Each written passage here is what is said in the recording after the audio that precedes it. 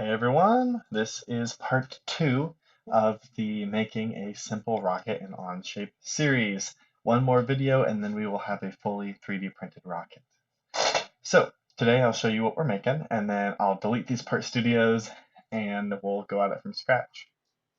So we're making the motor mount today, and this is just some arbitrary thing that I threw together beforehand.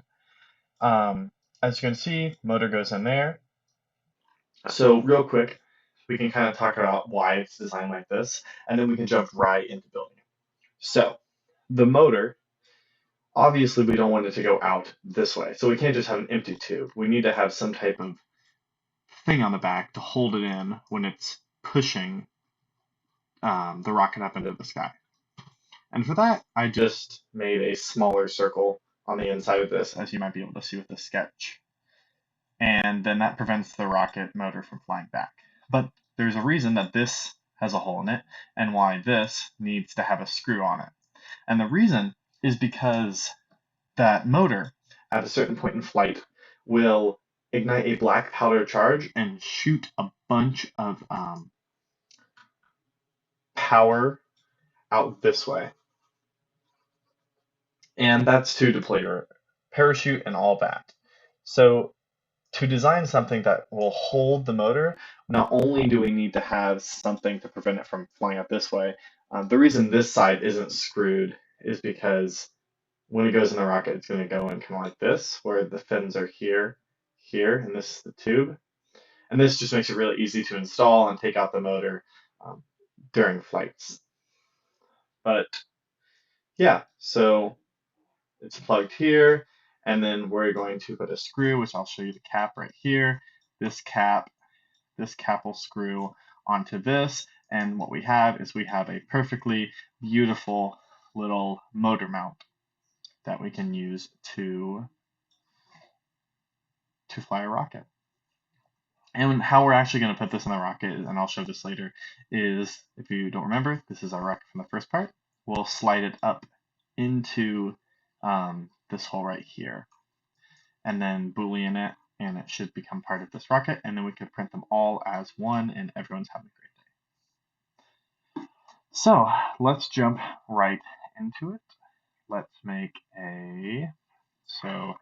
main motor body tube. Might be a decent descriptor for it. And we're going to start this like we start any tube. Sketch. Make a couple circles. Use the offsets. First things first, let me check sizes so I make sure that it can fit in here. So we want the outside to be the same diameter as this inside, which is 20.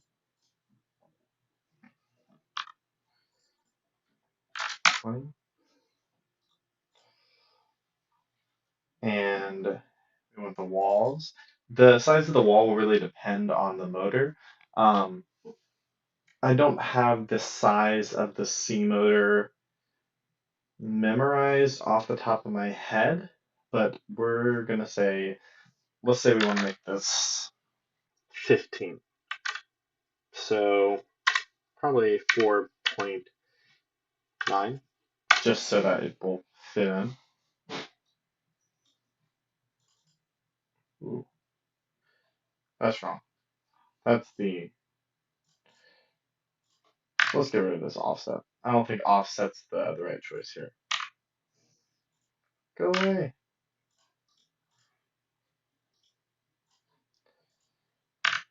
There we go. Let's make this inside 150. You definitely want the walls to be bigger than the ones you have for the body tube. So for instance, these are like 1.5 millimeters thick. You'll want this to be like 3 or 4 at minimum, just because it's a freaking rocket motor. It's gonna get hot, and yeah, you don't want the actual worst case scenario. You want this to melt. You don't want this to melt.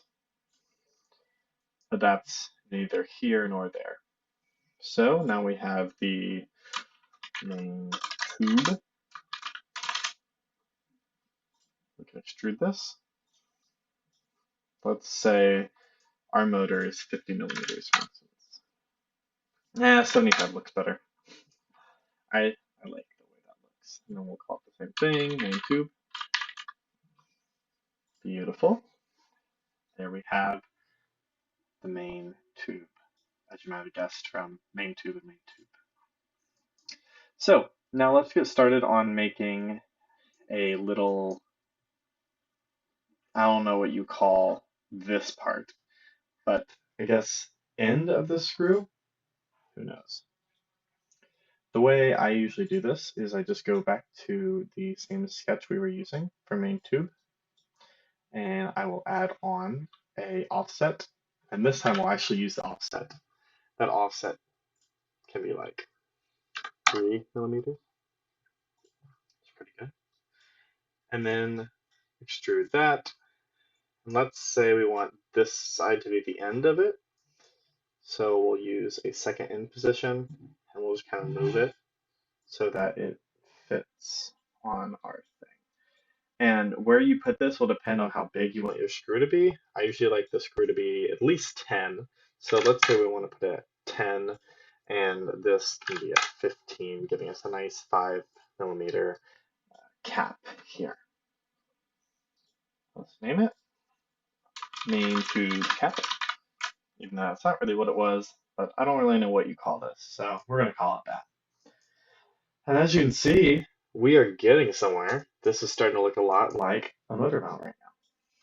So this is the hard part. The hard part is making the screw. So we're going to do that before we do the end here. The way you do that is with a helix, which is right here. Helix, and you can use height, or not height, you can use angle, turns, pitch, sorry. I usually like to use pitch. So make this like 5. And you see we have some nice threads. No, we can do 4. There's some nice threads going on right there.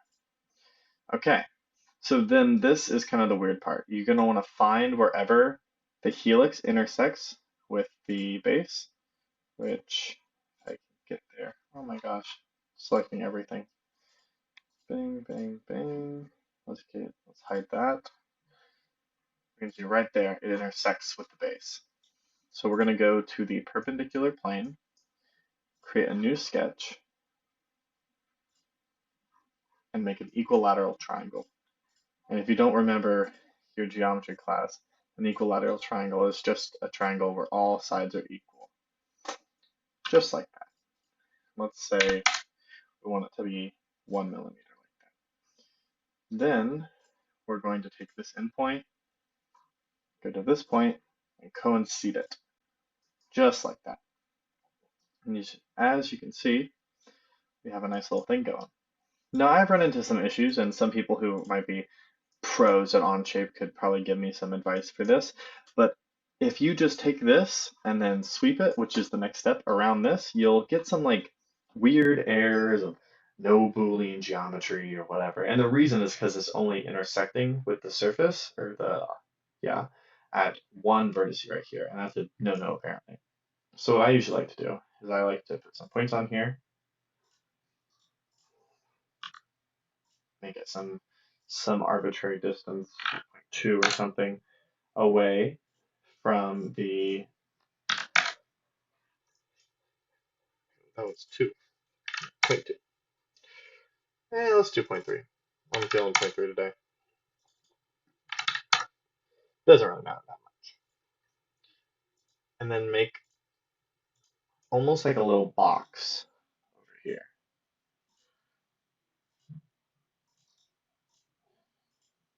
Coincide it with those to make it not blue anymore.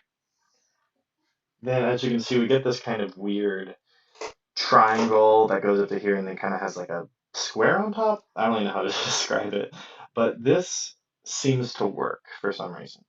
Well, the reason is because it's intersecting at more than one vertex, but that's neither here nor there. Let's name this like thread. We can literally just call it thread. That seems good enough. And now we get to actually make the thread. We just make this the face And the sweep path is going to be our helix. And as you can see, we get a thread.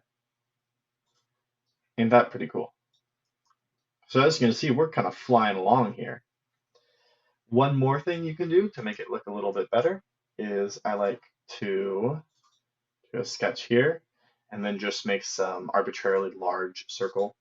There might be a better way to do this, but this is the easiest way I found to do it. And this is going to be called removing end of tube. You might take a wild guess at what this is going to do. It's going to remove stuff from the end. Move, okay, just like that. Let's call this the same thing. The extrude, we can name it to removing end of tube. And now it's flush with the base, which I think just looks prettier. It's just a personal thing. And last but not least, we need to make a plug for the end here. The way we do that is we can go back to our first sketch actually, make a smaller circle, or actually in this case, an offset would be better. And we're going to make this offset 2 millimeters.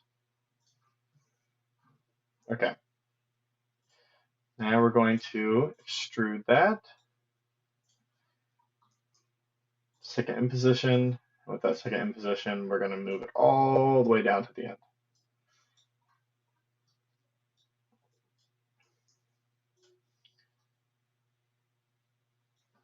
You can go ahead and, whoa, what's going on here? You can go ahead and select both. And we want its starting position to be right at the end here, so we can do 75. And then this depth, we want it to be probably 5 more, so 80. And as you can see, now we have a little plug. So step 1 is complete. As you can see, we have a nice looking main motor body tube that will fit into the end of this body tube right here. And now there's only one step left, and that's to make the cap right here, to screw in the motor and secure it in the rocket.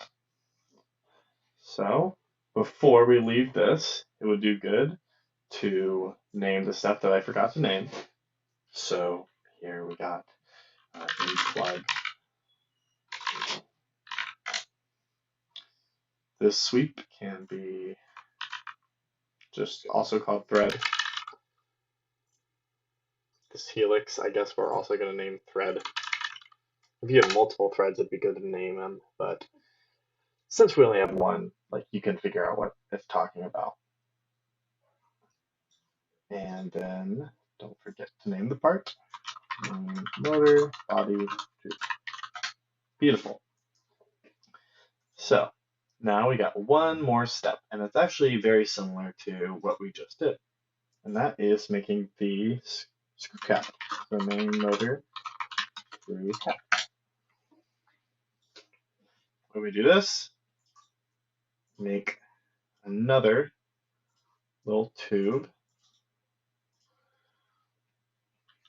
I know that the inside, let's just make sure my dimensions are correct. So I want it to screw onto here. This is 20.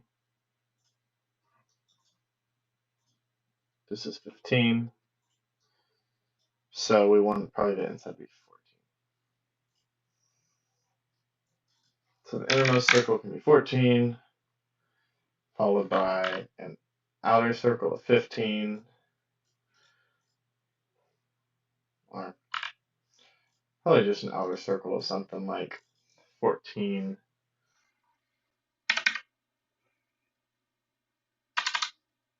20, take away 14, because we want it to be flush with the outside of the body tube here.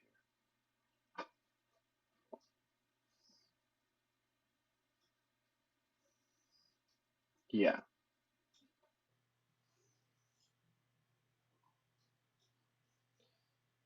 So we have our sketch and screw cap. Going to go ahead and extrude it.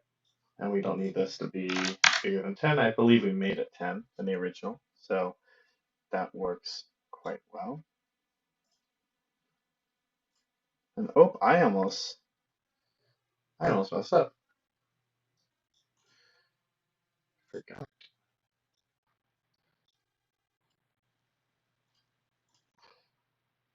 So from here to here, looks like we have a radius of 10.866, which is not rounded. I believe that this is going to be something weird.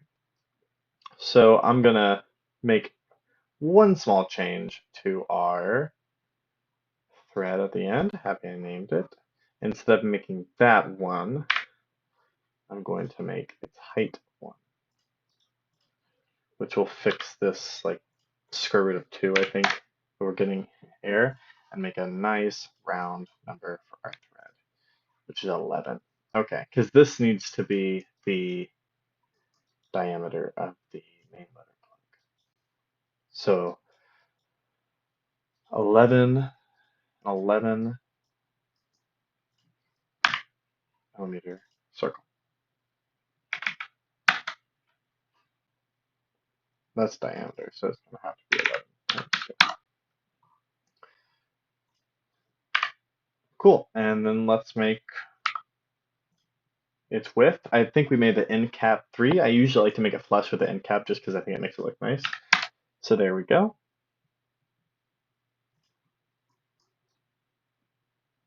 Looks pretty good.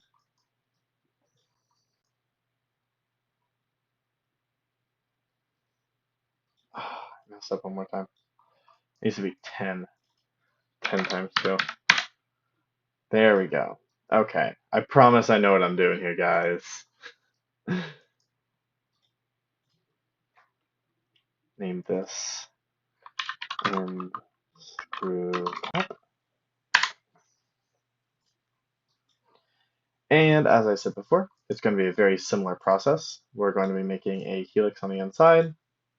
And this is why you should use pitch instead of height, because we already know all of this, and it's going to actually fit with our stuff. Versus height, it's based on the height of the object you're making, which has some weird caveats to it. And there we go. We're going to do the exact same thing as we did last time. We're going to look for the place where this intersects, just right there. Find the plane perpendicular to it, which in this case is the front plane, and make an equilateral triangle on that plane. Mind that it should be about the same in terms of dimension. It needs to be the same dimensions. So just like that, 1. Then, if I remember correctly, we had 2 points. Oh, that were 0.3 away from the end point of the triangle, right here to here. So we can go ahead and do that. Get our dimensions right. Ooh, I almost had it on the spot. Maybe not with that one, but the other one. Then cone seat,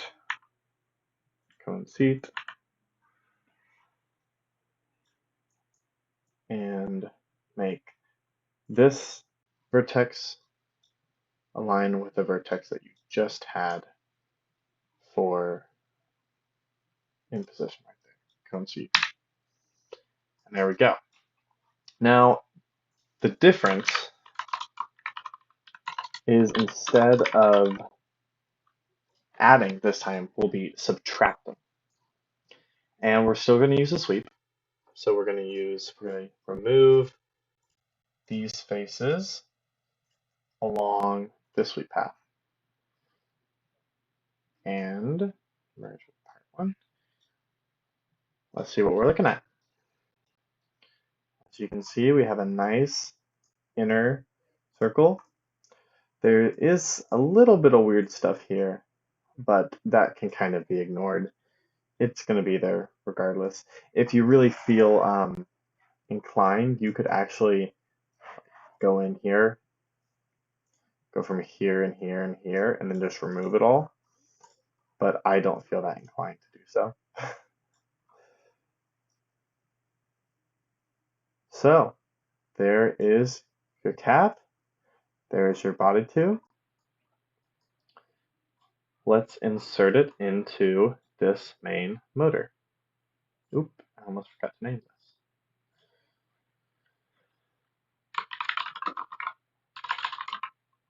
Here we go. So let's go to our body tube. And if you remember from last time, we're going to be deriving this part from here. Of course, that is the wrong way to put it in, but if y'all remember, we have our lovely friend, the transform, that will help us with this. So obviously right now it's completely wrong. We're going to rotate it about some axis. You might be able to do that one. Yep. 180 degrees. Looks good. One more transform. We're going to transform it by XYZ to get it out of the rocket. So in this case, looks like -20 or maybe -15 might be a good bet. Yes. And then hopefully our Boolean works between here and here. They do. Beautiful. And look at what we have right now. Now we have a beautiful end to a rocket. So that was just building the motor. As you can see, it's a pretty involved process and there's a lot of caveats to it that can lead to some error. Don't get discouraged. It took me like an hour or two just remembering how to do a thread for this video because they're really, really easy to forget how to do. Though, right now, you should have a pretty cool looking rocket. And in the next video, we're going to be going the final step. That will be using an assembly to put the rocket all together and making sure the screw is correct and all that. So get ready for that. Thank you for watching. Hope you guys have a great day.